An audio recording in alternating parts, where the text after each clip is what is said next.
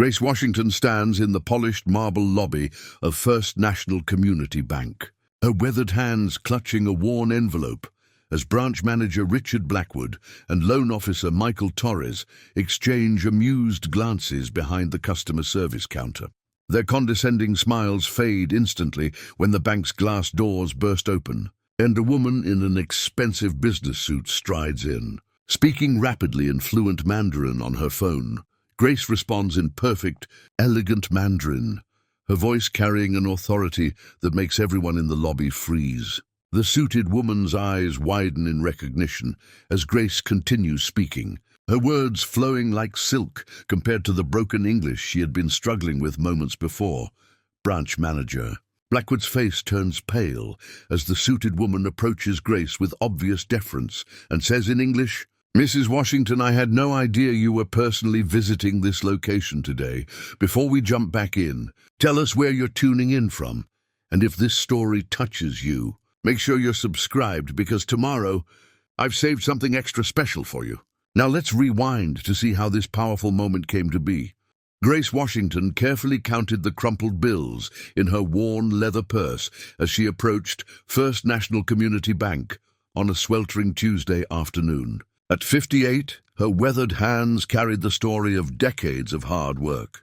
Her clothes, neat and pressed, came from discount racks. Her graying hair tied in a simple bun, her shoes the practical kind for long hours on her feet. What few could see was the sharp mind behind her modest appearance. Grace had immigrated from Jamaica 30 years earlier, speaking English as her third language after patois and Mandarin, the latter learned in Kingston's Chinese-Jamaican community. Her English was functional but accented, often misunderstood, often judged. She had passed the bank's gleaming glass building countless times on her way to Golden Dragon restaurant, where she worked as a cook. But she had never stepped inside. Banks intimidated her, the atmosphere, the paperwork, the dismissive way staff sometimes treated people like her. For years, she cashed paychecks at a corner store, losing money to fees. But her daughter Lisa, now a successful attorney, insisted she open an account. Grace had refused Lisa's offer to come along. She wanted to face this herself. The automatic doors whooshed open, and Grace stepped onto marble floors, reflecting crystal chandeliers. Business people moved with confidence as she hesitated near the entrance. Teller Amanda Chen noticed and walked over, her smile warm. At 24, Amanda was new to the job, her Taiwanese immigrant parents having taught her the challenges of navigating American systems with imperfect English. "Good afternoon, Mom. How can I help you today?" Grace smiled gratefully. I want to open an account for direct deposit from my job." "Of course," Amanda said kindly. "I'll get the forms. We can go through them together." Before she could begin, branch manager Richard Blackwood emerged from his office. At 45, he prided himself on spotting profitable customers at a glance. One look at Grace, her shoes, her accent, her nervous manner, and he had already decided she was not one of them. "Ms. Chen," he said smoothly, "do you need assistance here?" "I'm helping this lady open a checking account," Amanda replied. Richard approached with his polished, patronizing smile. "Ma'am, you understand there are fees and minimum balances. Perhaps a community credit union downtown would suit you better." Grace felt the sting, but stayed composed. "I understand. My daughter," she explained to me. "I want account here." Close to work, her grammar made Richard's expression tighten. Loan officer Michael Torres, watching nearby, stepped over. "Where do you work?" "I cook at Golden Dragon restaurant." Michael smirked. "That little place in Chinatown? Do they even provide steady employment? We've had trouble with restaurant workers before." Grace straightened. "I worked there 15 years. Very steady job." Richard's condescension deepened. "The restaurant industry can be unpredictable. Our accounts require financial sophistication." Amanda shifted uncomfortably. "Actually, the direct deposit account is simple. I can explain." "Ms. Chen," Richard cut her off, "let's ensure potential customers truly understand requirements before wasting time." He turned back to Grace. "The forms are complex. Banking terminology, precise English. Are you sure you can manage?" Grace's cheeks burned, but she nodded. "I can read English good enough. My daughter, she is lawyer. She teach me, Michael chuckled. Your daughter's a lawyer? Where did she study? Columbia University. Top of class. The men exchanged amused looks. Richard smiled as if humoring a child. Columbia Law? Very impressive. And she learned all this from her mother who cooks in a restaurant kitchen? Grace met his eyes. My daughter worked very hard. I work hard too. We studied together when she was small. Michael shook his head. Columbia is one of the most expensive schools in the country. I know, Grace said firmly. I saved 20 years to pay her tuition. Richard's smile soured into disbelief. Perhaps you're confused. Maybe it was a community college with a similar name? Grace pulled out her phone, showing a graduation photo. Lisa Washington Chen. You can look her up. Richard glanced at it dismissively. I'm sure she's very accomplished. But given your situation, maybe start with a simple savings account. Easier to manage. Amanda spoke up again. Actually, the checking account is ideal for her needs. Richard's tone hardened. Miss Chen, I'll decide what's appropriate. He turned to Grace. Banking can be complicated, especially when English isn't your first language. Fees and requirements could confuse you. I don't want you in trouble. Grace stood quietly, absorbing the weight of his words. She had endured 30 years of moments like this, judged, dismissed, underestimated. But today, these men were making assumptions far more dangerous than they realized, because Grace Washington was no ordinary customer. She had built a financial empire worth over $50 million. She conducted business in 4 languages, with investments across 3 continents. And she owned the very bank where Richard Blackwood and Michael Torres worked. She had come today in disguise, as she often did, to experience how her institutions treated the everyday people they were meant to serve. What she discovered in this marble lobby, the sneers, the patronizing tones, the disbelief would not be forgotten. Amanda Chen's kindness had shone through, but Richard and Michael had revealed a culture that humiliated the vulnerable and doubted their worth. Grace's visit, meant to be simple, had turned into a test the bank had failed spectacularly, and in the weeks ahead, First National Community Bank would face a transformation neither Richard nor Michael could possibly imagine. Preparing and narrating this story took us a lot of time, so if you are enjoying it, subscribe to our channel. It means a lot to us. Now back to the story. The condescension in Richard Blackwood's voice seemed to embolden other staff members who had been observing the interaction from a distance. What began as a simple account opening had transformed into a public spectacle that revealed the toxic culture lurking beneath the bank's polished exterior. Perhaps we should call someone to help translate, Michael Torres suggested with mock helpfulness. We want to make sure you understand everything clearly. Grace maintained her composure despite the mounting humiliation. My English is fine for banking. I understand money very well. Her response triggered actual laughter from Michael Torres. I'm sure you understand money, ma'am, but banking involves more than just counting bills. There are regulations, procedures, legal terminology. Legal terminology I can handle, Grace replied quietly. I helped my daughter study for law school. Richard Blackwood shook his head with exaggerated patience. Ma'am, with all due respect, helping someone with homework is very different from understanding complex financial instruments and banking regulations. The gathering crowd of bank employees was making Grace increasingly uncomfortable, but she had come too far to give up now. She needed this account for direct deposit, and she refused to let their prejudice prevent her from conducting legitimate business. I would like to speak with supervisor.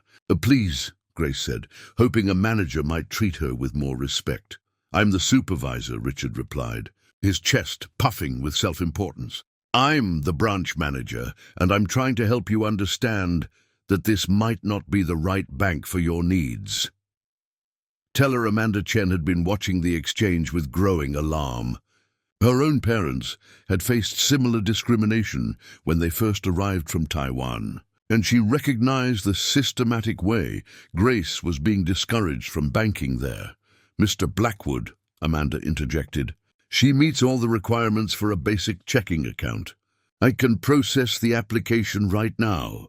Richard's expression hardened as he turned toward Amanda. Miss Chen, I've explained that we need to ensure customers can handle the responsibilities of banking with us. This lady clearly has limited English skills and probably limited financial literacy. The words "this lady" carried unmistakable dismissiveness, as if Grace weren't standing right there. Grace felt her face flush with anger and embarrassment, but decades of facing such treatment had taught her to remain calm under pressure. My financial literacy is very good, Grace said evenly. I understand interest rates, fees, minimum balances. I understand more than you think. Michael Torres laughed openly now. Ma'am, do you even know what APR means? What about compound interest? Overdraft protection. Grace looked at him steadily. Annual percentage rate. Interest calculated on principal and accumulated interest. Protection from charges when account goes below zero. But with fees, the accuracy of her responses clearly surprised both men, but rather than reassessing their assumptions, they doubled down on their prejudice. Well, anyone can memorize definitions, Richard said dismissively. Real financial literacy involves understanding how these concepts work together in complex transactions. At this point, other customers in the bank had begun to notice the commotion. An elderly white man approached the group with obvious annoyance. "Excuse me," he said to Richard, "but some of us have been waiting while you spend all this time with this situation. Can't you handle this more efficiently?" The implication that Grace's business was less important than his own hung in the air. Richard nodded apologetically to the man. "You're absolutely right, sir. We'll resolve this quickly." He turned back to Grace with renewed authority. "Ma'am, I think it's clear that our services aren't the right fit for you. There's a check cashing place 3 blocks down that might better serve your needs." The suggestion that she should use a predatory check cashing service instead of a legitimate bank was the final insult. Grace stood silently for a moment, processing the full scope of what she was experiencing. Security guard Frank Morrison had been observing from his post near the entrance and decided to involve himself in what he perceived as a potential problem. At 52, Frank had developed what he considered excellent instincts for identifying people who might cause trouble. "Is everything all right here?" Frank asked, positioning himself in a way that was clearly meant to intimidate Grace. "Everything's fine, Frank," Richard replied. "We're just explaining to this lady that she might be more comfortable banking elsewhere." Frank nodded knowingly. "Sometimes people don't realize that different banks serve different types of customers." Nothing wrong with that. The coalition forming against Grace was systematic and practiced, suggesting this wasn't the first time they had made unwelcome customers feel unwelcome. Grace realized she was witnessing institutional discrimination in action. "I am American citizen," Grace said quietly but firmly. "I pay taxes. I have right to open bank account." "Of course you have rights," Richard replied with false reassurance. "But we also have the right to ensure our customers can successfully manage their accounts. We're protecting you from potential problems." The paternalistic tone made Grace's anger burn hotter, but she maintained her outward calm. "What problems?" "I have steady job, steady income.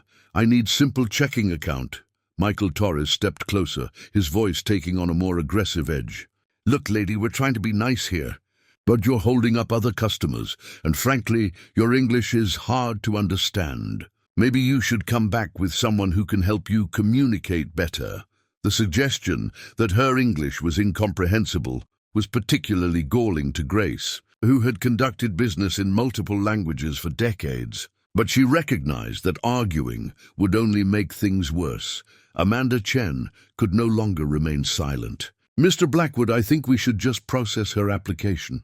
She clearly understands what she needs." Richard's face flushed with anger at Amanda's continued interference. "Miss Chen, you're new here, so let me explain how things work. We have standards to maintain. This bank serves a specific clientele, and we need to ensure that our environment remains appropriate." The word appropriate carried layers of meaning that everyone in the lobby understood. Grace was not appropriate. Her accent was not appropriate. Her appearance was not appropriate. Her very presence was not appropriate. "I understand," Grace said quietly. "You want me to leave because I am not right type of customer." "That's not what I said," Richard protested. But his tone suggested it was exactly what he meant. Grace looked around the lobby at the faces staring at her, some curious, some embarrassed, some openly hostile. She had experienced this type of treatment countless times, but it never stopped being painful. What none of them realized was that Grace Washington was not just any customer. She was the owner of the bank where they worked, the person who signed their paychecks, the woman whose investment had made their jobs possible.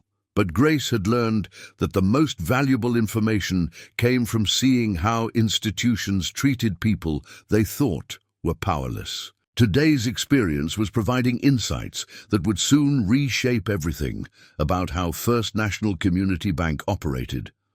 The humiliation was about to transform into education for everyone involved. While Grace Washington endured systematic humiliation in the bank lobby, 20 miles across the city in the executive offices of Washington Financial Group, her business manager Helen Chang was reviewing quarterly reports when her phone rang with an urgent call that would change everything. "Ms. Chang, this is Amanda Chen from First National Community Bank," the young teller whispered into her phone from the employee break room. "I think Mrs. Washington is here, but she's being treated terribly by management. They don't seem to know who she is." Helen's blood ran cold. Grace had mentioned she might visit the bank anonymously to assess customer service, but Helen had assumed she would use a different location. The Riverside branch was known for its problematic management, which was precisely why it was under review for potential restructuring. "Are you certain it's Mrs. Washington?" Helen asked, already reaching for her car keys. "She matches the description you gave us when you asked us to watch for anonymous visits," Amanda said quietly. Older black woman spoke about her daughter being a Columbia Law graduate. "But Ms. Chang, they're treating her like she doesn't belong here. The branch manager is being openly discriminatory. What the bank staff didn't know, what they couldn't have known from Grace's humble appearance, was that they were witnessing the mistreatment of one of the most successful businesswomen in the state." Grace Washington's journey from Jamaican immigrant to financial powerhouse was the kind of story that inspired business school case studies. 30 years earlier, Grace had arrived in America with her young daughter Lisa, armed with nothing but a high school education, natural brilliance, and an iron determination to create a better life. Her first job had indeed been in a restaurant kitchen, but she had used every spare moment to educate herself about American business and finance. Working 18-hour days between her restaurant job and night school, Grace had slowly built a small catering business that evolved into a chain of successful restaurants. But her real genius lay in understanding real estate and investment opportunities that others overlooked. While cooking in Chinatown, she had learned Mandarin from her Chinese colleagues and customers, opening doors to business relationships that would prove invaluable. Her restaurants became the foundation for a real estate empire. Grace had identified undervalued properties in gentrifying neighborhoods, purchasing buildings that would later become worth millions. Her fluency in Mandarin had enabled her to partner with Chinese investors looking to diversify into American markets, creating a network that spanned both continents. As her wealth grew, Grace had faced a choice: move to exclusive neighborhoods and integrate into high society, or remain connected to the communities that had supported her rise. She chose the latter, continuing to live modestly while using her resources to create opportunities for others. 5 years ago, when First National Community Bank had faced bankruptcy due to poor management and predatory practices, Grace had seen an opportunity to create the kind of financial institution she wished had existed when she was struggling. She had quietly purchased the bank through a complex network of holding companies, maintaining anonymity while implementing reforms designed to serve working-class communities. The bank's transformation under her ownership had been remarkable.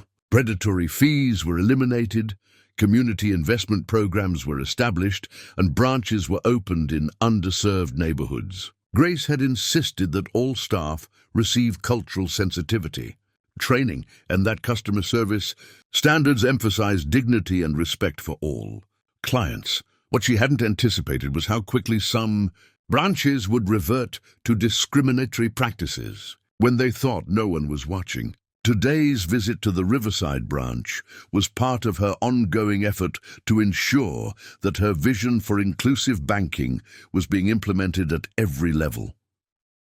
Helen Chang arrived at the bank within 20 minutes, her luxury sedan pulling up to the valet parking that Grace had chosen not to use. As Grace's chief financial officer and closest business partner, Helen understood the importance of this moment. Grace's anonymous customer visits were legendary within their organization for exposing problems that formal inspections missed. Inside the bank, Grace was still standing in the lobby, now surrounded by a small crowd of staff members who seemed determined to make her as uncomfortable as possible. She had endured 30 minutes of systematic humiliation while gathering evidence of exactly how her bank treated customers who appeared to lack power or status. Security guard Frank Morrison had positioned himself near Grace in a way clearly meant to intimidate her into leaving. Branch manager Richard Blackwood continued his condescending lecture about appropriate banking relationships. Loan officer Michael Torres had made several additional comments about Grace's intelligence and financial literacy.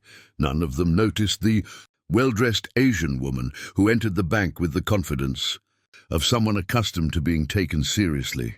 Helen Chang surveyed the scene with the practiced eye of an executive who had spent years implementing Grace's vision for dignified customer service. What Helen saw made her furious. The woman who had built a $50 million empire through intelligence, hard work, and treating people with respect was being treated like an unwelcome intruder in her own bank. Helen approached the group quietly, her expensive suit and authoritative demeanor causing several staff members to straighten instinctively. She observed for a moment longer, documenting the scene that would soon be reported to the board of directors and regulatory authorities. Richard Blackwood noticed Helen's approach and immediately shifted into his customer service mode for someone who appeared to have money and status. "Good afternoon, ma'am. How can we help you today?" Helen ignored him completely, walking directly to Grace. "Mrs. Washington," she said clearly, her voice carrying across the lobby, "I apologize for being late. I hope you haven't been waiting long." The use of Grace's name sent a ripple of confusion through the gathered staff. Richard Blackwood's confident expression faltered as he tried to process what he was hearing. "Helen," Grace replied warmly, "I've been having a very educational conversation with your staff about customer service standards." The formal way Helen addressed Grace, combined with Grace's suddenly more confident demeanor, created a palpable shift in the lobby's atmosphere. Several staff members exchanged uncertain glances, sensing that something fundamental had changed. Michael Torres, still oblivious to the transformation occurring before his eyes, decided to explain the situation to Helen. "Ma'am, we've been trying to help this lady understand that our banking services might not be appropriate for her needs." Helen turned to look at Michael with an expression that made him take an involuntary step backward. "I'm sorry, what did you just say?" Her tone carried the quiet authority of someone accustomed to being obeyed immediately. Richard Blackwood began to suspect that he had made a serious miscalculation. "We were just explaining our account requirements," Richard said quickly, his confidence evaporating. Making sure she understood the complexity of our services, Helen pulled out her phone and speed-dialed a number. "Regional Director Martinez. This is Helen Chang. I'm at the Riverside branch with Mrs. Washington, and we need you here immediately." The mention of the regional director's name sent panic through the staff. Richard Blackwood realized that whatever was happening was far more serious than he had anticipated. Grace had remained silent during Helen's arrival, observing how quickly the power dynamic shifted when she was accompanied by someone the staff perceived as important. The contrast revealed everything she needed to know about how her bank was really operating. "Mrs. Washington," Helen continued, loud enough for everyone to hear, "should I assume that your experience here today represents the customer service standards we discussed implementing when you purchased this bank?" The words hit the lobby like a thunderbolt. Grace Washington owned the bank. The woman they had spent 30 minutes humiliating, dismissing, and trying to drive away owned the institution where they worked. Richard Blackwood's face went completely white as the implications crashed over him. Michael Torres stared in shock, his mouth opening and closing without producing sound. "Security guard." Frank Morrison stepped away from Grace as if she had suddenly become radioactive. The revelation would soon transform everything about how First National Community Bank operated. But first, there would be a reckoning that none of the staff who had participated in Grace's humiliation would ever forget. As the shocking truth of Grace Washington's identity settled over the bank lobby like a suffocating blanket, Grace herself remained remarkably calm. 30 years of building a business empire had taught her that the most effective responses came from careful analysis rather than emotional outbursts. Even when facing the kind of systematic discrimination she had just endured. Helen Chang, however, was visibly furious. As Grace's chief financial officer and the architect of the bank's customer service policies, she had spent years implementing systems designed to prevent exactly this type of treatment. Seeing those principles violated so blatantly made her question everything they thought they had accomplished. "Mrs. Washington," Helen said, her voice steady despite her anger, "I think we should discuss this situation in private before proceeding."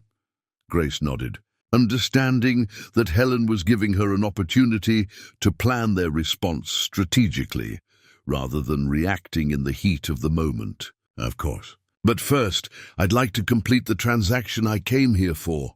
Her words sent another wave of panic through the staff. Richard Blackwood stepped forward uncertainly, his earlier confidence completely shattered. "Mrs. Washington, please, if we had known who you were—" "That's exactly the problem," Grace interrupted quietly. "Your behavior should not depend on who I am. Every customer deserves the same respect and dignity, regardless of their appearance or accent." The simplicity of her statement made the injustice even more apparent. Grace turned to Amanda Chen, the only staff member who had shown her genuine kindness. "Miss, I believe you were helping me open a checking account." Amanda nodded nervously, uncertain how to proceed given the dramatically changed circumstances. "Yes, ma'am. The application is right here." "Then let's complete it," Grace said firmly. "I want to experience your full customer service process as any other customer would." This request terrified Richard Blackwood, who realized that Grace was essentially conducting a real-time audit of their procedures while documenting every failure in customer service.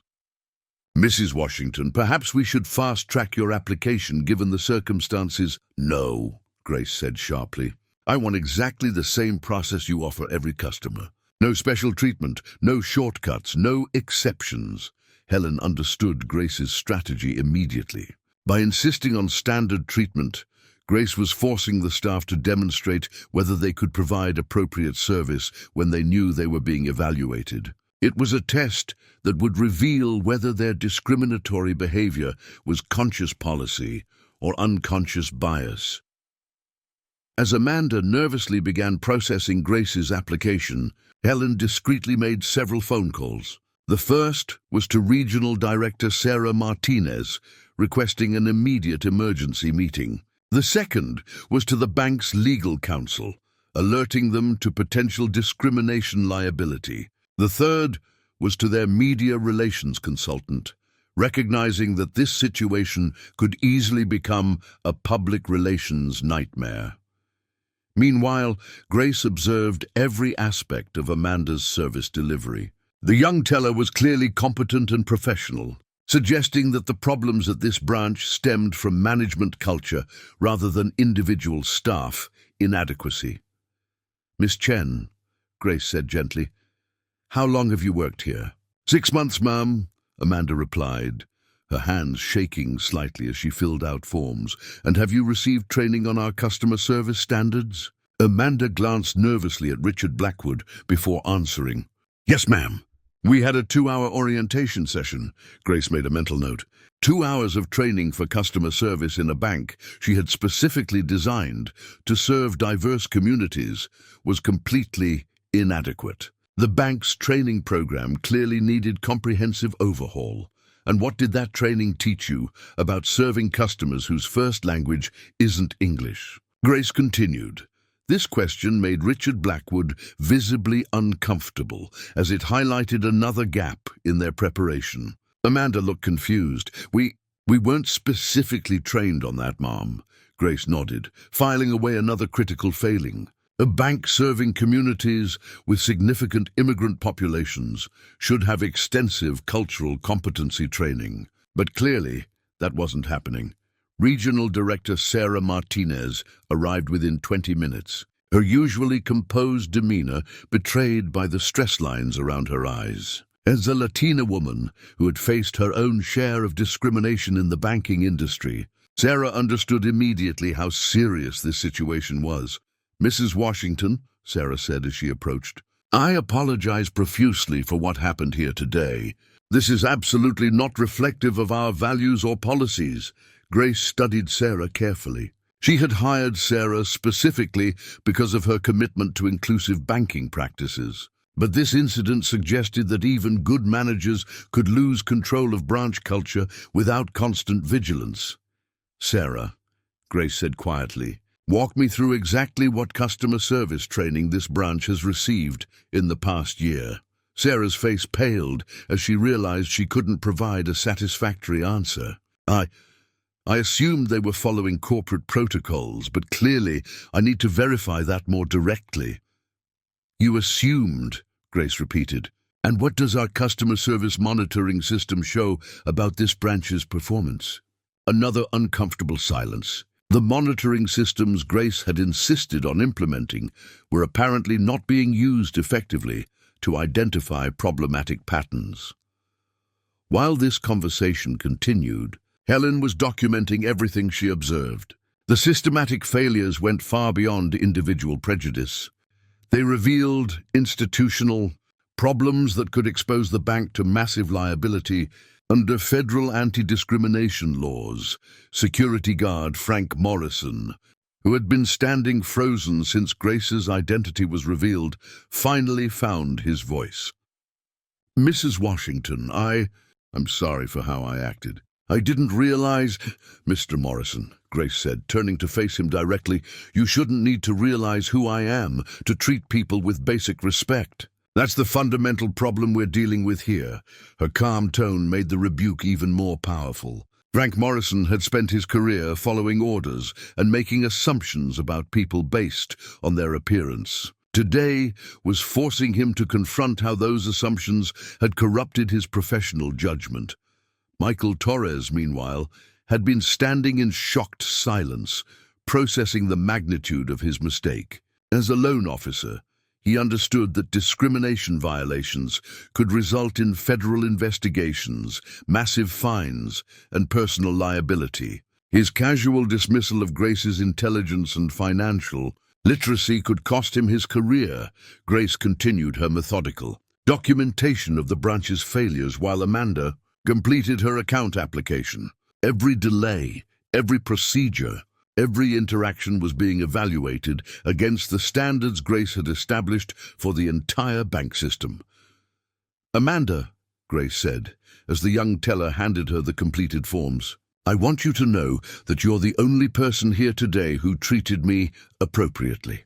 That's noteworthy, and I won't forget it." Amanda's relief was visible. But Grace's praise highlighted how exceptional basic courtesy had become at this branch. As the account opening process concluded, Grace turned to address the assembled staff. "I want everyone here to understand something. What happened today wasn't an isolated incident or a simple misunderstanding. It was systematic discrimination that violates both our corporate policies and federal law. The gravity in her voice made it clear that consequences were coming. Richard Blackwood, Michael Torres, and Frank Morrison had all participated in creating a hostile environment for a customer based on racial and linguistic prejudice. Tomorrow morning, Grace continued, this branch will begin implementing comprehensive reforms, new training programs, new monitoring systems, and new management oversight. Some of you will be part of that process. Others will not. The implied threat hung in the air as Grace and Helen prepared to leave. But first, Grace had one more demonstration planned, one that would permanently change how everyone understood the power of assumptions and the danger of judging people by their appearance. What would you do if you discovered that a business you patronized routinely discriminated against customers who looked different from you? Would you speak up to protect others, or would you stay silent to avoid confrontation? Comment number 1, if you believe customers should always report discrimination they witness. Or number 2, if you think it's better to mind your own business. Like this video and subscribe to see how Grace's strategic patience creates lasting change instead of just momentary embarrassment. The next morning, Richard Blackwood arrived at First National Community Bank with a confidence that bordered on delusion. After spending the previous evening consulting with his brother-in-law, an attorney who specialized in employment law, Richard had convinced himself that yesterday's incident could be managed through careful damage, control, and strategic positioning. The key is to frame this as a misunderstanding rather than discrimination, his brother-in-law had advised. She was trying to test the system, and you followed standard protocols for assessing customer suitability. Any reasonable person would have made the same judgment calls. This legal counsel had restored Richard's sense of professional superiority. In his 20-year banking career, he had weathered numerous complaints and challenges by maintaining that his decisions were based on sound business principles rather than personal bias. He saw no reason why this situation should be different. Michael Torres had also spent the evening rationalizing his behavior. During drinks with colleagues from other branches, he had crafted a narrative that painted him as the victim of an elaborate setup designed to entrap innocent employees. She came in looking like a homeless person, speaking broken English, and expected us to just ignore obvious red flags, he told his drinking companions. Any competent banker would have had the same concerns. His colleagues had nodded sympathetically, reinforcing his belief that he had done nothing wrong. The banking industry, they agreed, required careful judgment about customer risk assessment. Cultural sensitivity was important, but so was protecting the institution from potential fraud or bad debt. Security guard Frank Morrison had taken a different approach to managing his anxiety about the previous day's events. He had convinced himself that Mrs. Washington's anonymous visit was actually a positive sign of engaged ownership. She wanted to see how we really operate, he told his wife over breakfast. I was just doing my job, maintaining security and order. She'll probably appreciate that kind of diligence. This interpretation allowed Frank to maintain his sense of professional competence while avoiding the uncomfortable reality that he had participated in systematic discrimination against the bank's owner. The three men arrived at work that morning with renewed confidence, having successfully convinced themselves that they were the victims of an unfair situation rather than the perpetrators of discriminatory behavior. This shared delusion would prove to be a catastrophic miscalculation. Richard Blackwood's first priority was controlling the narrative within the branch. He called a staff meeting before opening hours, intending to ensure that everyone understood the appropriate way to discuss yesterday's incident. I want to address what happened yesterday, Richard began, his tone suggesting he was the injured party. We had an unusual situation where a customer came in essentially undercover, testing our procedures. While the outcome was unexpected, I believe our response demonstrated appropriate caution and customer service standards. Several staff members exchanged uncertain glances. Amanda Chen, who had witnessed the entire interaction, felt uncomfortable with Richard's characterization of events. But she was too junior to challenge a manager's interpretation directly. "The important thing," Richard continued, "is that we maintained our professional standards throughout. We followed proper protocols for assessing customer needs and ensuring appropriate account placement. That's exactly what good banking looks like." Michael Torres nodded enthusiastically. "Exactly. We can't be expected to provide premium service to someone who presents as a potential risk. Our first responsibility is to the institution and our existing customers." This sentiment revealed how completely they had missed the fundamental lesson of yesterday's experience. Rather than recognizing their discriminatory behavior, they were doubling down on the attitudes that had created the problem in the first place. Frank Morrison felt emboldened to share his perspective. "I think Mrs. Washington probably learned a lot about our security awareness. It's good that she knows we're vigilant about protecting the bank from people who might not belong here." The casual way he referred to Grace as someone who might not belong in her own bank demonstrated how deeply rooted their prejudices were. Even knowing her identity, they continued to view her through the lens of bias and assumption. Their confidence was further bolstered when they received no immediate consequences for their behavior. No termination letters, no disciplinary meetings, no formal reprimands. Richard interpreted this silence as validation of his position. "See," he told Michael during their coffee break, "if there was really a problem, we would have heard about it by now. Mrs. Washington probably realizes that we were just doing our jobs professionally." What they didn't know was that Grace Washington's approach to management was as strategic as her approach to business development. Rather than reacting impulsively, she was conducting a comprehensive analysis of the systemic problems at the Riverside branch and developing solutions that would address root causes rather than just symptoms. Regional Director Sarah Martinez had spent the morning in emergency meetings with the bank's legal counsel, human resources department, and executive team. The discriminatory treatment of the bank's owner had exposed liability issues that extended far beyond a single incident. "We need to assume that every interaction at that branch is potentially problematic," the legal counsel had warned. "If they treated the owner this way, imagine how they've been treating other vulnerable customers."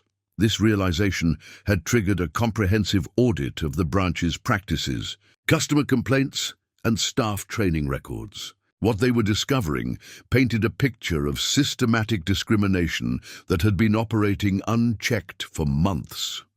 Meanwhile, Richard Blackwood was fielding calls from other branch managers who had heard rumors about yesterday's incident. Rather than expressing concern about potential discrimination, many were curious about Grace Washington's management style and testing methods.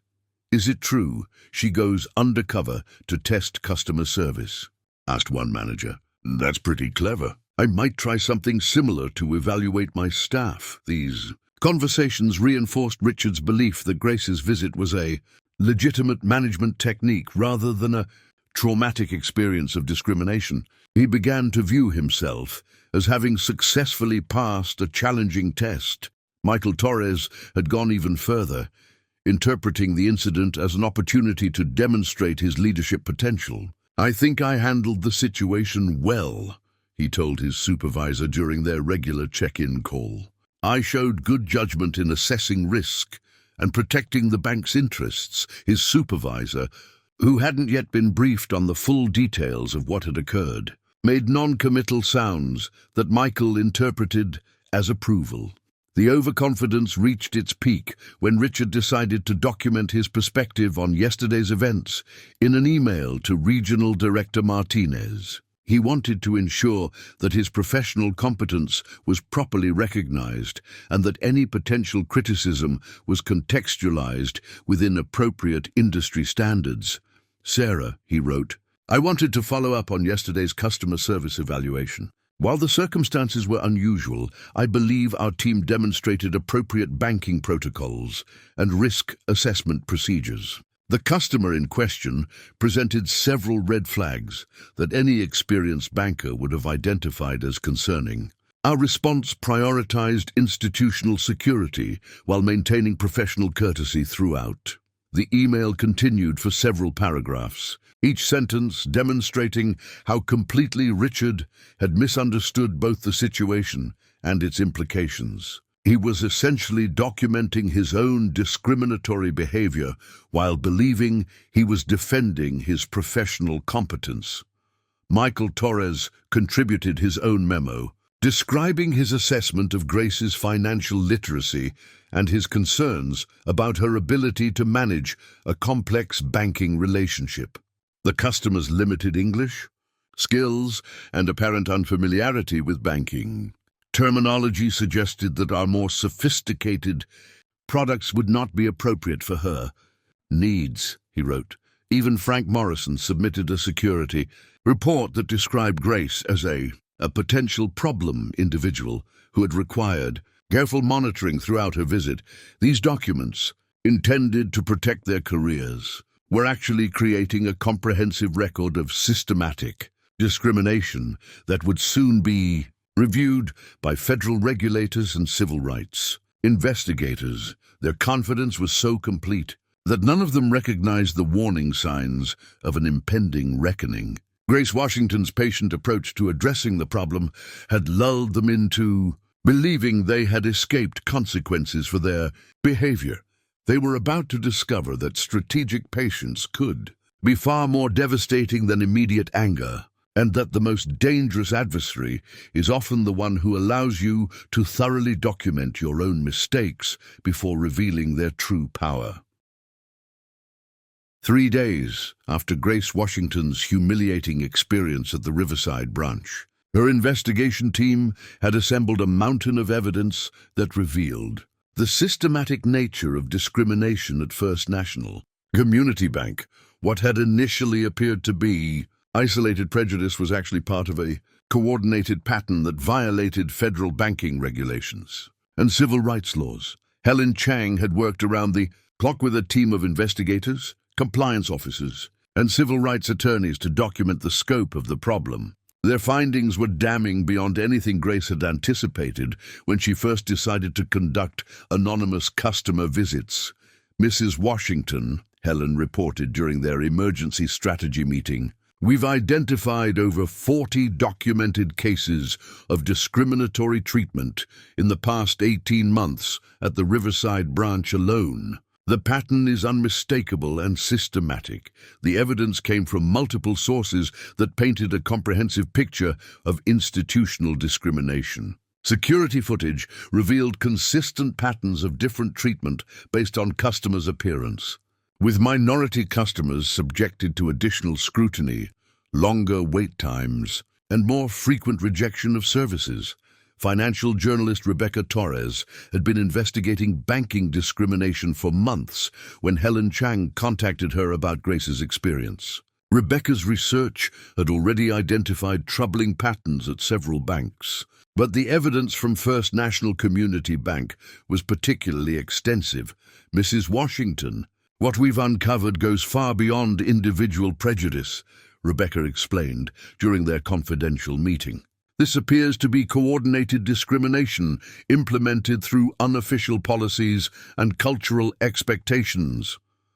The journalist had obtained internal emails that revealed the true scope of the problem. Messages between branch managers discussed strategies for discouraging certain types of customers, with coded language that clearly referred to racial and ethnic minorities, elderly customers, and people with limited English proficiency. One email from Richard Blackwood to other managers read, "We need to maintain our reputation as a premier banking destination. That means being selective about clientele and ensuring our environment remains appropriate for our target demographic." Another message from Michael Torres suggested, "The key is making unsuitable customers feel uncomfortable enough to go elsewhere without explicitly refusing service." Community leader Pastor James Thompson had been documenting complaints from parishioners about banking discrimination for over a year. His records showed that members of his predominantly black congregation had been systematically denied loans, subjected to excessive documentation requirements, and discouraged from opening accounts at various First National branches. I've been trying to get someone to listen about this for months, Pastor Thompson told the investigation team. Mrs. Washington's experience finally gives us the platform to address what's been happening to our community for years. His documentation included testimony from dozens of individuals who had experienced similar treatment, creating a pattern that extended far beyond Grace's single incident. The systematic nature of the discrimination was becoming undeniable. Language interpreter Carlos Mendez had worked with several customers who had been denied banking services despite meeting all requirements. His record showed that customers who required interpretation services were routinely discouraged from opening accounts. Often through deliberate misinformation about requirements and fees, they would tell Spanish-speaking customers that they needed additional documentation that wasn't actually required, Carlos explained. Or they would quote higher fees that didn't exist in the official fee schedule. It was designed to make people give up and go elsewhere.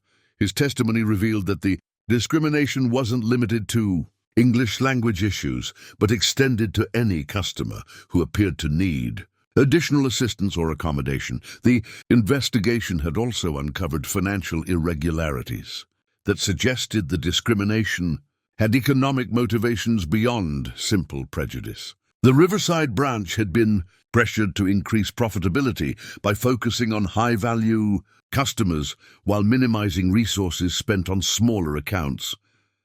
Internal performance metrics showed that staff members were evaluated based on the average account balance of new customers they opened, creating financial incentives for discrimination. Employees who opened accounts for lower-income customers received lower performance ratings, while those who attracted wealthy clients were rewarded with bonuses and promotions.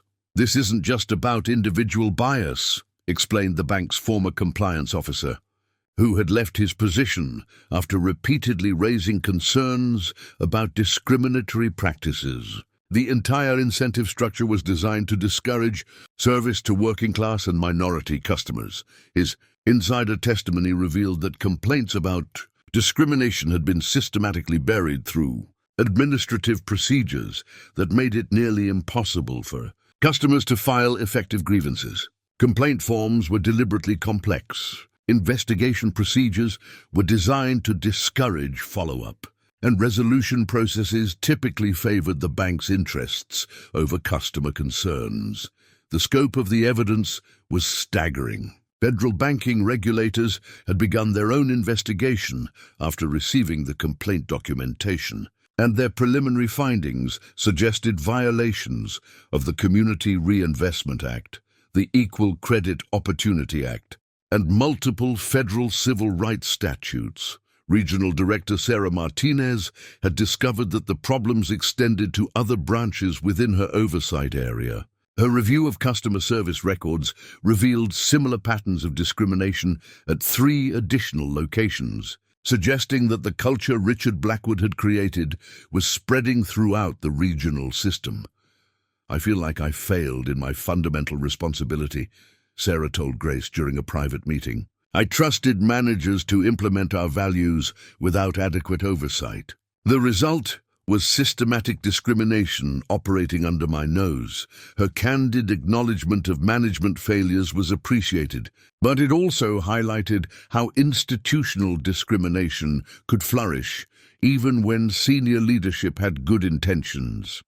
The investigation had also revealed the personal cost of the discriminatory practices. Multiple customers had been forced to use predatory check-cashing services and payday lenders because they couldn't access traditional banking. Several had lost opportunities for home ownership or business development because they were denied access to credit and financial services. "The economic impact on our community has been devastating," explained community advocate Maria Rodriguez, who had been tracking the effects of banking discrimination on local families. "When people can't access basic financial services, it perpetuates cycles of poverty and limits economic mobility." Research showed that the discrimination at First National Community Bank had contributed to broader patterns of financial exclusion that harmed entire neighborhoods and communities. Perhaps most damaging was the discovery that the discrimination had been operating with the knowledge and tacit approval of multiple levels of management. While senior executives claimed ignorance, internal communications revealed that concerning patterns had been reported and discussed without effective intervention. The evidence gathering had taken on momentum of its own as more whistleblowers came forward. Bank employees who had witnessed discriminatory practices but had been afraid to speak up finally found the courage to share their experiences. Their testimony revealed the institutional pressure that had normalized discrimination as standard operating procedure. We were taught that certain customers were problems to be managed rather than people to be served, explained one former employee. The training emphasized efficiency and profitability over equity and inclusion. Over time, discrimination became so routine that people stopped questioning it. As the investigation concluded, Grace Washington found herself sitting on evidence of systematic discrimination that extended far beyond her personal experience. The documentation revealed an institutional failure that had harmed hundreds of customers and violated the fundamental principles upon which she had built her banking empire. The evidence was compelling, comprehensive, and legally devastating. Federal investigators were preparing formal charges, civil rights organizations were mobilizing lawsuits, and media outlets were preparing exposés that would transform the conversation about banking discrimination nationwide. Richard Blackwood, Michael Torres, and Frank Morrison had no idea that their confident assertions of professional competence were about to collide with an avalanche of evidence that would end their careers and potentially result in criminal charges. The revelation phase was complete. The confrontation that would follow would determine whether First National Community Bank could be reformed or whether it would become a cautionary tale about the consequences of institutional discrimination. The emergency board meeting at First National Community Bank was unlike anything in the institution's 70-year history. Grace Washington sat at the head of the polished conference table, surrounded by federal banking regulators, civil rights attorneys, and media representatives who would document every word of the proceedings that would determine the bank's future. Richard Blackwood entered the boardroom still clinging to his delusion that he could explain away the evidence of systematic discrimination. He had spent the morning with his attorney, crafting what he believed was an ironclad defense based on standard banking practices and legitimate business concerns. Mrs. Washington, Richard began with practiced confidence, I want to address any misunderstandings about the customer service protocols at our branch. Everything we did was consistent with established banking procedures for risk assessment and customer qualification. Grace looked at him with the calm patience of someone who had spent 3 days documenting every aspect of his failures. Mr. Blackwood, before you continue, I want you to understand exactly what evidence we've gathered about your branch's operations. She activated the conference room's presentation system, and the first image that appeared was a statistical analysis showing dramatic disparities in service delivery. This chart shows average wait times by customer demographics at your branch. Minority customers wait an average of 43 minutes, longer than white customers for identical services. Richard's confident expression faltered as the data contradicted his claims about equal treatment. Mrs. Washington, those statistics can be misleading without proper context. Different customers have different levels of complexity in their banking needs. Mr. Blackwood, Grace interrupted, clicking to the next slide. This analysis controls for transaction type, account complexity, and service requested. The disparities persist across all categories. Federal banking regulator Janet Morrison leaned forward from her position at the table. Mr. Blackwood, these patterns constitute prima facie evidence of discriminatory practices under federal banking law. The presence of federal regulators had shattered Richard's assumption that this would be a routine disciplinary meeting. He realized that his career and potentially his freedom were now at stake. Grace continued methodically destroying his defenses. Let's review some specific incidents documented at your branch. She clicked to security footage showing Richard physically blocking a Latino customer from approaching the teller window. Can you explain your reasoning for this intervention? Richard watched himself on screen with growing horror. I was maintaining orderly queue management. The customer seemed confused about procedures. The customer was a retired teacher trying to deposit his pension check, Grace replied calmly. He had been banking at this location for 12 years. Were you unaware of his customer history? The question exposed another layer of Richard's discriminatory behavior. He had made assumptions based purely on the customer's appearance, without consulting account records that would have shown his long-standing relationship with the bank. Michael Torres, who had been silent until now, tried to defend his colleague. Mrs. Washington, Mr. Blackwood was following protocols we've used successfully for years. We have to be careful about customer verification and risk assessment. Grace turned her attention to Michael with devastating precision. Mr. Torres, let's review your risk assessment procedures. She clicked to another slide showing email communications. This is your message to branch staff last month. Remember that our target demographic expects a certain environment. We need to be selective about who we encourage to linger in the lobby. Michael's face went pale as his own words were read back to him. The coded language that had seemed subtle when written was nakedly discriminatory when quoted in a formal proceeding. Can you explain what you meant by selective about who we encourage to linger? Grace asked. Michael stammered, realizing that any answer would either admit to discrimination or demonstrate that he had no legitimate business justification for his directive. I meant, we wanted to maintain an appropriate professional atmosphere. For whom? Grace pressed. Who determines what's appropriate and on what basis? The question hung in the air as Michael struggled to find a response that wouldn't incriminate him further. Federal civil rights attorney David Chen made notes that would become part of the formal discrimination charges being prepared. Grace continued her systematic destruction of their defenses. Let's discuss the specific incident that brought this pattern to light.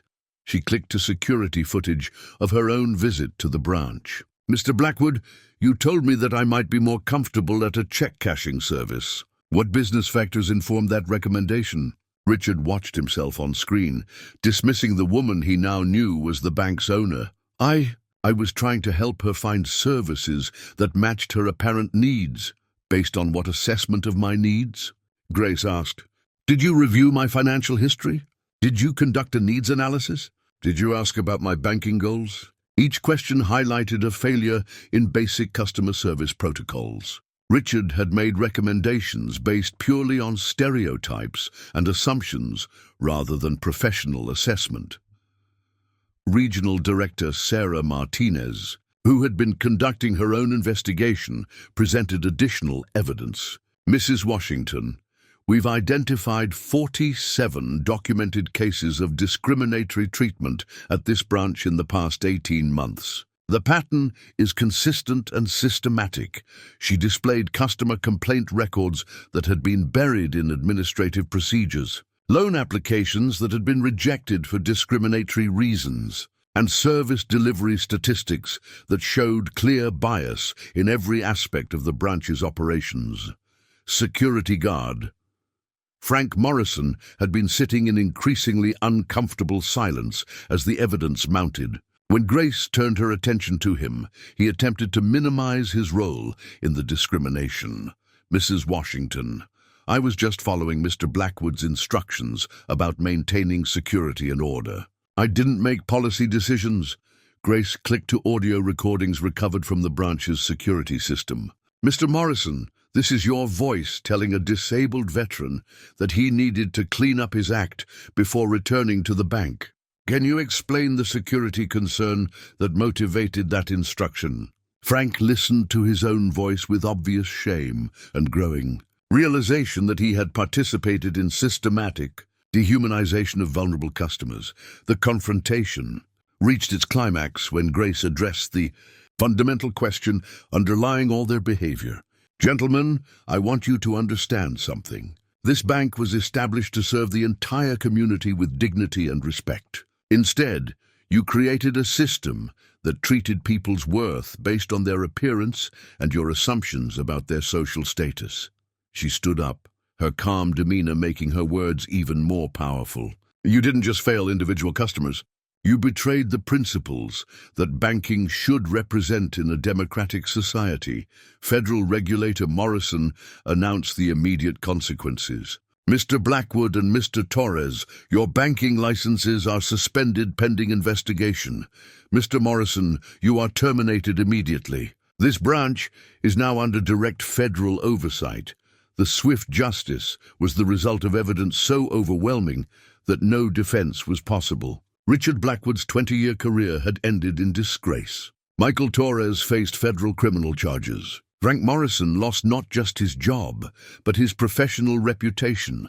Grace delivered the final blow to their delusions of professional competence. Your behavior wasn't just morally wrong, it was financially destructive. The discrimination you practiced drove away millions of dollars in potential business while exposing the bank to massive legal liability. She paused to let this economic reality sink in. You weren't protecting the bank's interests. You were sabotaging them through your prejudice and incompetence. As federal agents escorted the terminated employees from the building, Grace turned to address the remaining staff who had witnessed the entire proceeding. This is what accountability looks like. The question now is whether we can rebuild this institution based on the values it was meant to represent. The confrontation had ended with complete victory for justice and a comprehensive defeat for discrimination. But the real work of transformation was just beginning.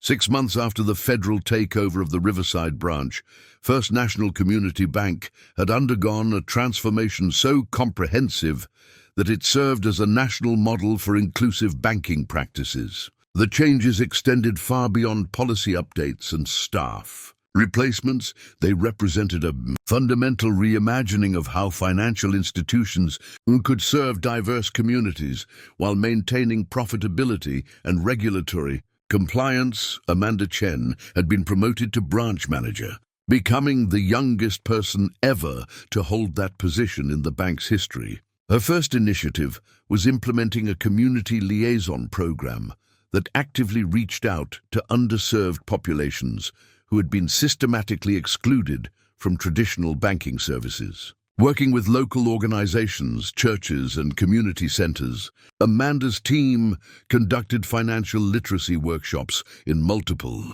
languages and established satellite banking services in neighborhoods that had been banking deserts for decades. We're not just changing who we hire, Amanda explained to a conference of banking professionals studying the transformation. We're changing how we think about our mission. Instead of viewing customers as profit centers to be maximized or problems to be managed, we're viewing them as community members deserving dignity and support regardless of their account balance or language skills. The cultural transformation had required intensive retraining for all existing staff members. Grace Washington had partnered with civil rights organizations, cultural competency experts, and linguistics professors to develop a comprehensive education program that addressed both conscious and unconscious bias in customer service delivery. The training wasn't simply diversity awareness sessions, it was practical skill building that taught staff how to communicate effectively across cultural and language barriers while maintaining professional banking standards.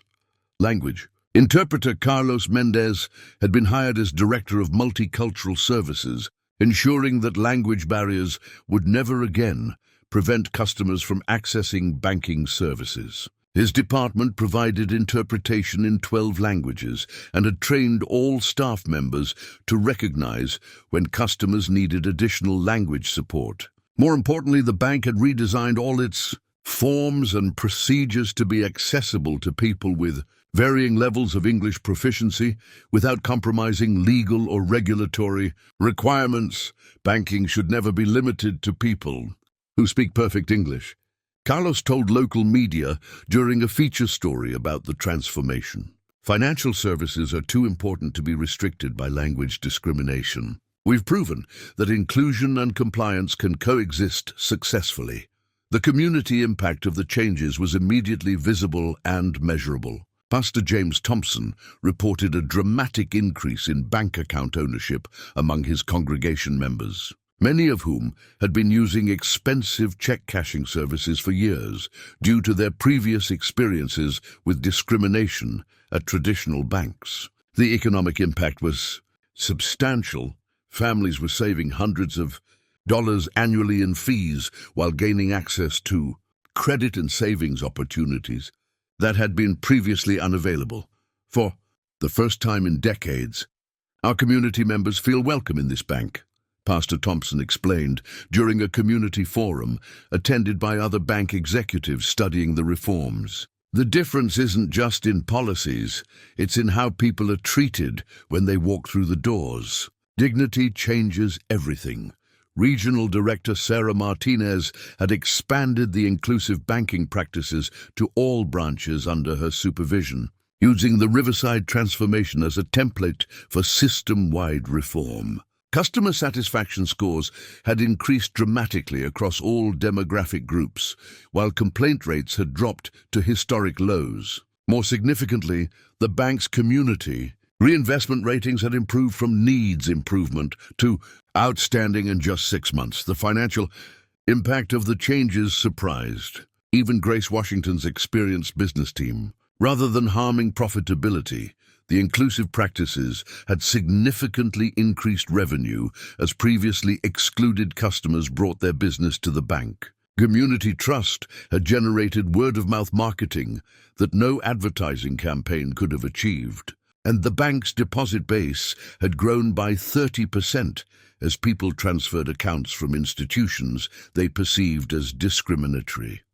When you treat people with dignity and respect, they become loyal customers who refer their friends and family, Grace explained to a gathering of bank executives studying the transformation. Discrimination wasn't just morally wrong, it was financially stupid. We were literally turning away millions of dollars in business because of prejudice and incompetence. The legal consequences for the former staff members had been severe but necessary. Richard Blackwood faced federal criminal charges for civil rights violations and had been permanently banned from working in the banking industry. His case had become a landmark prosecution that sent a clear message throughout the financial services sector about the personal liability managers faced for discriminatory practices. Michael Torres received a 2-year prison sentence and substantial fines for his role in systematic discrimination. His conviction under federal civil rights statutes had established important legal precedents that strengthened enforcement of anti-discrimination laws in banking. The Department of Justice had used his case to develop new prosecution guidelines for institutional discrimination. Frank Morrison, whose cooperation with investigators had helped expose the full scope of the discriminatory practices, received probation and community service requirements. He had used his experience to become an advocate for customer service reform in the security industry, speaking at conferences and training sessions about how discriminatory attitudes could corrupt professional judgment. I was part of a system that dehumanized people based on their appearance and assumed social status, Frank told a training session for security personnel. I can't undo the harm I caused, but I can help prevent others from making the same. Mistakes that nearly destroyed my career and conscience. The media attention generated by the case had sparked nationwide discussions about banking discrimination and financial inclusion. Financial journalist Rebecca Torres had won multiple awards for her investigative series that exposed similar patterns at banks across the country. Her reporting had prompted federal investigations at 17 other financial institutions and led to congressional hearings on discriminatory banking practices. Grace. Washington's experience revealed problems that exist throughout the banking industry. Rebecca explained during a nationally televised interview, her courage in holding her own institution accountable has inspired similar accountability efforts nationwide and shown that even the most powerful people can face discrimination when they appear vulnerable. Federal banking regulators had used the First National case as justification for new oversight requirements that mandated demographic data collection and regular audits for discriminatory practices. The Community Reinvestment Act had been strengthened to include specific penalties for institutions that failed to serve diverse communities equitably, and the new regulations included provisions for anonymous testing similar to Grace's customer visit. The transformation had also influenced other industries beyond banking. Corporate executives, educational institutions, healthcare systems, and retail chains had implemented similar monitoring and accountability measures to identify and address discriminatory practices in their organizations. The First National model had become a case study in how systematic reform could address institutional bias while improving business performance. Grace Washington's daughter, Lisa Washington Chen, had established a legal clinic specializing in discrimination cases, using her mother's experience to help other victims of institutional bias. The clinic provided free legal services to individuals who might otherwise lack resources to challenge discriminatory treatment and had already won settlements totaling over $5 million for clients who had faced similar experiences. My mother's experience showed me that even successful people can face discrimination when they appear vulnerable, Lisa explained during a law school symposium on civil rights enforcement. If someone with her resources and connections could be treated that way, imagine what happens to people without those advantages. That's why systematic accountability is so important.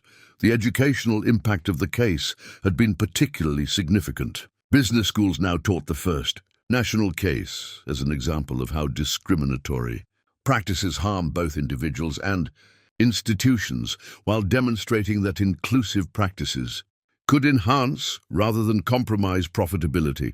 The case had become required reading in courses on business ethics, civil rights law, organizational behavior, and strategic management. 5 years after Grace Washington's transformative experience at the Riverside branch, she stood once again in the lobby of First National Community Bank. This time, however, she was there for the dedication of the Grace Washington Center for Financial Inclusion, a comprehensive resource center that provided financial education, small business counseling, and advocacy services to underserved communities across the region. The marble lobby that had once been a monument to exclusion now featured artwork celebrating the diverse communities the bank served. Interactive displays in multiple languages explained banking services. Comfortable seating areas welcomed customers to take their time, and community bulletin boards highlighted local businesses and cultural events. The transformation was visible in every detail, from the multilingual signage to the diverse staff who genuinely reflected the neighborhoods they served. The bronze plaque near the entrance read, "Every person who enters here deserves dignity, respect, and equal access to financial opportunity." Below it, Grace's words from the original dedication ceremony were etched in both English and Mandarin.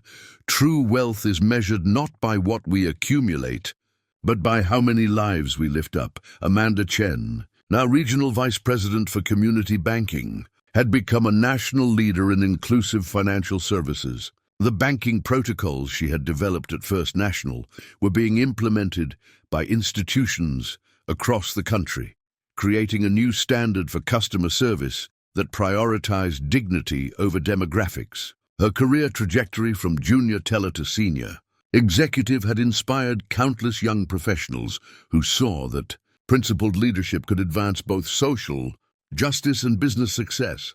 The transformation had created lasting institutional changes that extended far beyond individual careers. Grace Washington's story had become a catalyst for examining discrimination in healthcare, education, retail, and government services. Her experience demonstrated that accountability was possible even for the most powerful institutions when individuals had the courage to demand justice and the resources to sustain that demand through systematic reform. Language. Accessibility had become a cornerstone of the bank's identity rather than an accommodation grudgingly provided. Carlos Mendez's multicultural services department now served as a model for other institutions, proving that language diversity was an asset rather than a barrier to effective customer service. The bank's marketing materials celebrated multilingual capabilities, and staff members regularly received bonuses for developing additional language skills. The economic impact on surrounding communities had been measurable and substantial. Small business lending in minority communities had increased by 400%. Home ownership rates had risen significantly, and predatory lending services had largely disappeared from neighborhoods served by the reformed branches. Independent economic studies showed that the bank's inclusive practices had generated over $50 million in community economic development during the 5-year period following the reforms. Grace Washington herself had become an international advocate for financial inclusion and civil rights enforcement. Her speeches at the World Bank, United Nations forums, and academic conferences had influenced banking policy in developing nations where discrimination based on ethnicity, gender, and economic status remained widespread. She had established the Washington Institute for Banking Justice, which provided technical assistance to governments and organizations working to eliminate financial discrimination. The legal precedents established by the prosecutions of Richard Blackwood and Michael Torres had strengthened civil rights enforcement across multiple industries. Federal prosecutors now regularly cited the first national case when pursuing discrimination charges, and the precedent had made it significantly easier for victims to obtain justice in civil rights violations. Defense attorneys could no longer successfully argue that discriminatory behavior was simply poor customer service rather than intentional civil rights violations. The educational legacy had perhaps been the most far-reaching impact. Business schools, law schools, and public policy programs now taught comprehensive courses on institutional discrimination, using the first national case as a central example. The case had generated hundreds of academic papers, doctoral dissertations, and policy studies that continued to influence how institutions understood their responsibilities to serve diverse populations equitably. Technology innovations developed during the bank's transformation had been adopted by financial institutions worldwide. Real-time monitoring systems that tracked service delivery by demographic characteristics, automated bias detection in loan processing, and multilingual customer interface designs had become industry standards. The bank had open-sourced many of these innovations, allowing other institutions to implement similar accountability measures without having to develop them independently. Frank Morrison's transformation from security guard to civil rights advocate had become emblematic of how individuals could change when confronted with the consequences of their discriminatory behavior. His speaking engagements at law enforcement conferences, security training programs, and customer service workshops had reached thousands of professionals who learned from his experience about how institutional culture could corrupt individual judgment and how personal accountability could restore both professional integrity and human dignity. The most profound legacy, however, was the lasting change in how banking was perceived and practiced in communities that had been systematically excluded. Parents who had never been able to open savings accounts for their children now passed down financial literacy along with family traditions. Elderly immigrants who had relied on informal money transfer systems now used secure, regulated banking services. Young entrepreneurs who had been denied business loans based on discriminatory assumptions now built successful Enterprises with fair access to capital. Grace Washington's anonymous customer visits had become legendary throughout the service industry, inspiring similar accountability measures in healthcare systems, educational institutions, and government agencies. The concept of leaders experiencing their own organizations from the perspective of vulnerable populations had revolutionized how institutional accountability was understood and implemented. As Grace concluded her remarks at the dedication ceremony, she reflected on the journey from personal humiliation to systemic transformation. "What happened to me in this lobby 5 years ago was painful and wrong," she said, looking out at an audience that included community leaders, banking executives, civil rights advocates, and former adversaries who had learned to embrace inclusive practices. But that pain became purposeful when we transformed it into lasting change that protects others from experiencing the same discrimination. The true measure of justice isn't just accountability for past wrongs. It's prevention of future harm. The bronze sculpture, unveiled that day, depicted hands of different colors reaching toward each other in mutual support and respect. It would stand as a permanent reminder that financial institutions, like all organizations with power over people's lives, have a fundamental responsibility to treat every person with dignity, regardless of their appearance, accent, or perceived social status.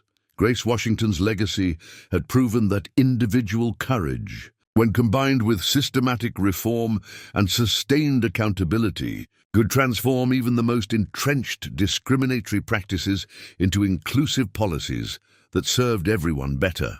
The bank she had built had become more than a financial institution. It had become a model for how powerful organizations could honor their responsibilities to the communities they served. What would you do if you discovered that a business you patronized routinely discriminated against customers who looked different from you? Would you speak up to protect others, or would you stay silent to avoid confrontation? Comment number 1, if you believe customers should always report discrimination they witness. Or number 2, if you think it's better to mind your own business. Like this video and subscribe to see how Grace's strategic patience creates lasting change instead of just momentary embarrassment. Up next, you've got 2 more standout stories right on your screen. If this one hit the mark, you won't want to pass these up. Just click and check them out. And don't forget to subscribe and turn on the notification bell so you don't miss any upload from us.